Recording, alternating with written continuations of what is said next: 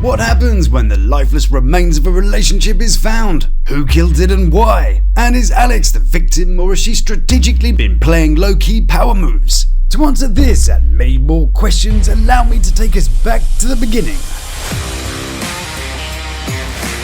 Hello and welcome to Lawd Lukan. It's time to grab your deerstalker as we're investigating a relationship homicide. On today's show, Julian is showing Polly his graph. Alexis, she toxic, for sure. Alexis is in interrogation mode. Still having this gut feeling that it's just something he's not telling me. And is all as it seems in Maisel Parker. All this and more right here on the Lawd Lukan channel. My legs hurt right now. Good day, rebonjour, and saikin to you.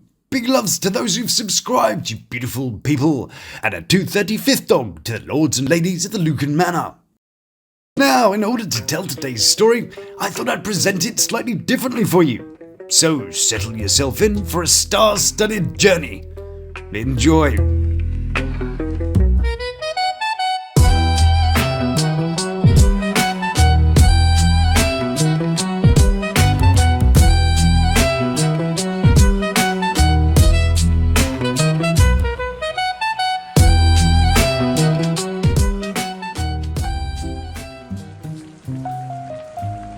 It was another wet night in Ohio, and another young relationship lay lifeless in an alley. A lipstick-smudged microphone lies near, and an AirTag blinks faintly. Officer McNugget found the remains of this battered relationship behind a cafe dumpster. Cheap perfume, empty of loyalty, an unrecognizable husk of emotional wreckage. But that's enough about McNugget. We had a body to attend to. Good evening, Detective Lukan. We got another one. Yes, indeed, McNugget. Looks nasty. It's giving ode to heartbreak, with top notes of betrayal and bottom notes of disappointment souffle. Tee bottom. Yeah, I don't fancy huffing any of their bottom notes. E major. Yeah, very good, McNugget. Anyway, so Miss Debbie Sue says she found it around 5:12. Says she popped out for a pinout and nearly slipped on emotional residue. Gross. There's also an AirTag blinking under that scarf.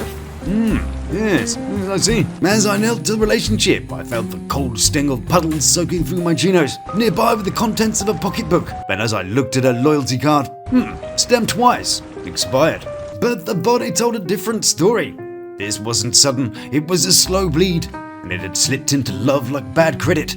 Easy in, impossible out, and, the possibility of getting a cool free pen. Our key suspects were Julian and Alexis. She knew the risks, but even sharp girls don't always dodge soft lies. She even gave him her last Capri Sun. Called it hydration. I called it manipulation with pulp. Monsters, Lukan.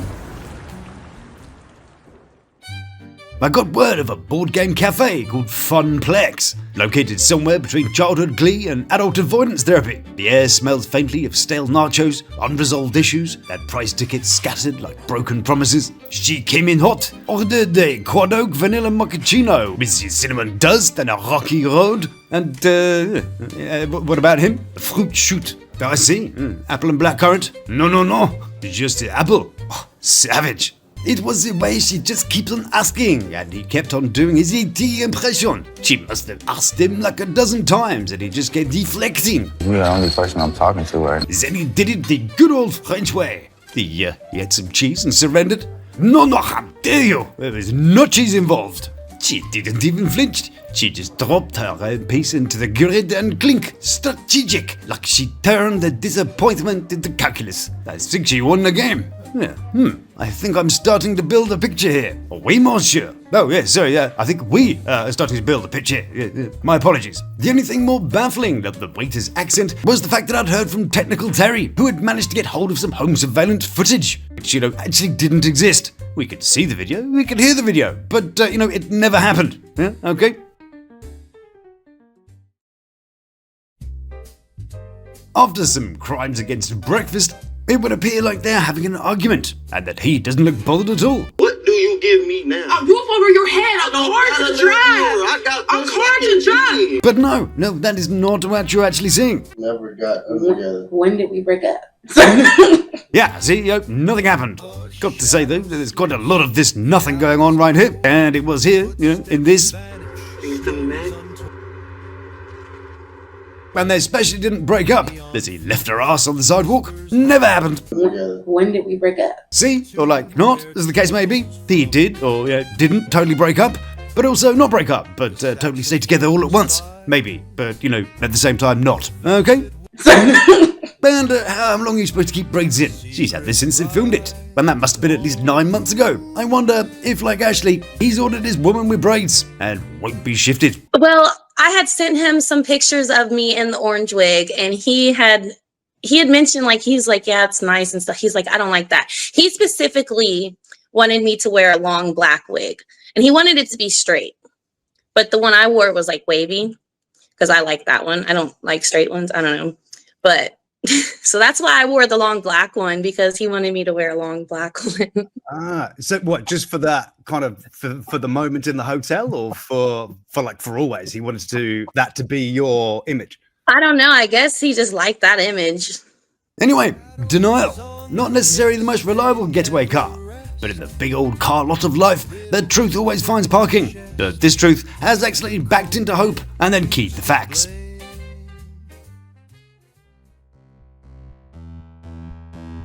Yeah, we were looking for someone with the looks of a startled Furby and the talent of Woe Vicky and the sophistication of Weird Al Yankovic. So we went crazy when we heard about Julian.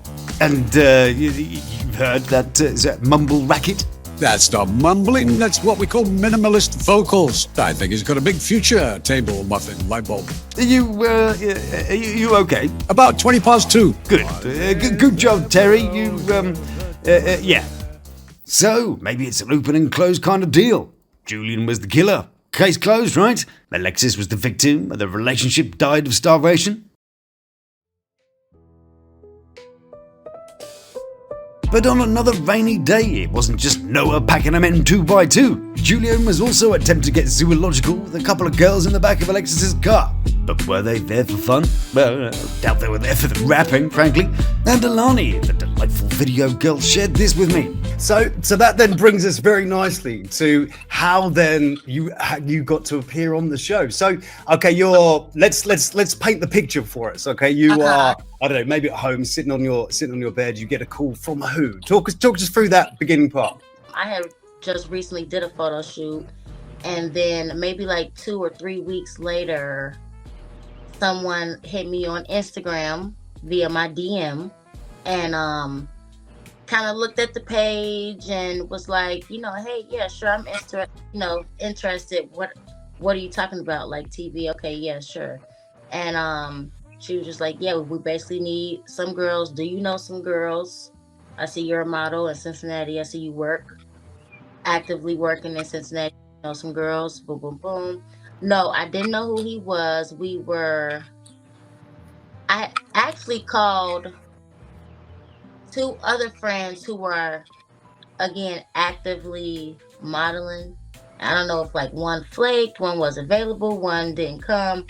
So I ended up bringing my best friend, and we pulled up to the studio, and then we were just in the car. We couldn't figure out who was who was what. We were trying to kind of see from the car before we got out, and we seen the cameras and stuff, and that was the first time I had seen Julius when he had got out of his girlfriend's vehicle. Interesting. The rain had tapered into a whisper by the time I pushed open the office door, and that's when I heard the knock. Her heels clipped like Morse code, spelling out plot twist. The air shifted as she wafted in.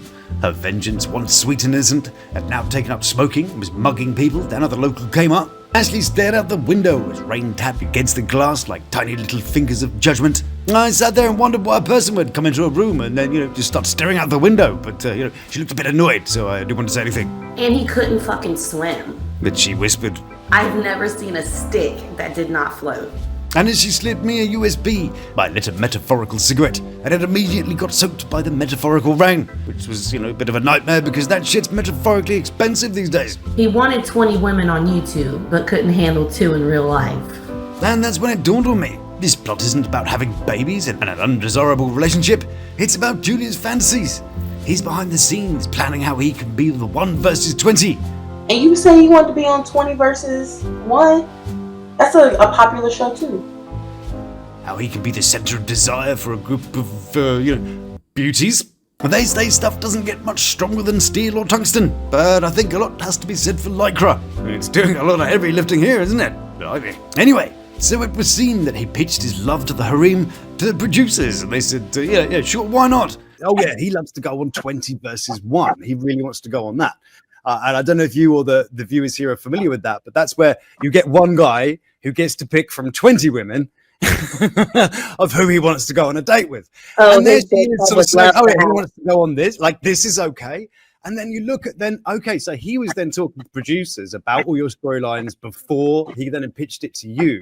But he had clearly then been talking about that plot line of him being, oh, I get to choose, because that's exactly the plot line he gets. So he tried to make his own little TV show himself.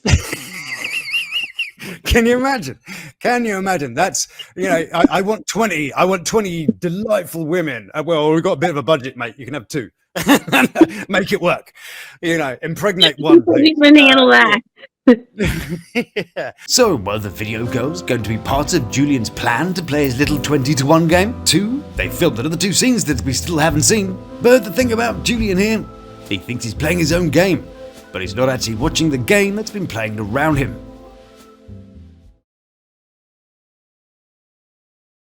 And as the voice faded away into the ether, it hit me. Hang on a second. The signs pointed to Julius, but the grip around the truth was hers. Love didn't collapse, it suffocated. Every stoic look wasn't resilience, it was a passive power move. For every wall he threw up, she dismantled one, brick by brick, smile by smile, until the cuffs clicked shut. He thought he was being smart by playing her, but little did he know. She was slowly winding him into her web, while his eyes were on all the other prizes. But right under his little nose, she had already spun the silk.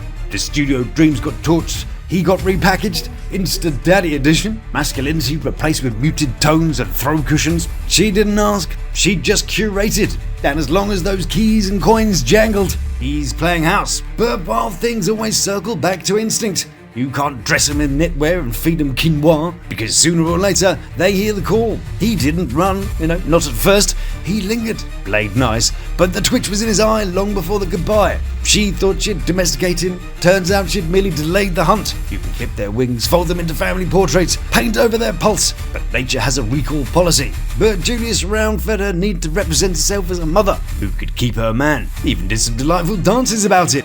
She did come from a single-parent household, so the disrespect of this shows to her mother tells that she's happy to gaslight us and insult her upbringing, all in the name of a mask that she wears. She considers herself better because of the things that she has, whilst we all know how flimsy the facade really is, and her insistence of holding so tightly to them, regardless of how fair it was for everybody else. Well, that, my friend, is self-inflicted. It's one thing to be a bit stupid and act out fantasies, it's quite another thing to strategically entrap them. In the end though, she wasn't victimized. She overstayed. Loyalty turned lethal. In a story that should have been titled Exit Strategy, the twist at the end was that she held the door shut. Case closed. Thank you so much for joining me today for something a little bit different. It's an absolute pleasure to have you over to the manor. We've got a whole new season of Lalu starting next week, so I do hope you join me for that. If you like what I do, then do please like, subscribe, and try one of these little beauties. So until we meet again, stay beautiful, love to my three, and you take care of yourself.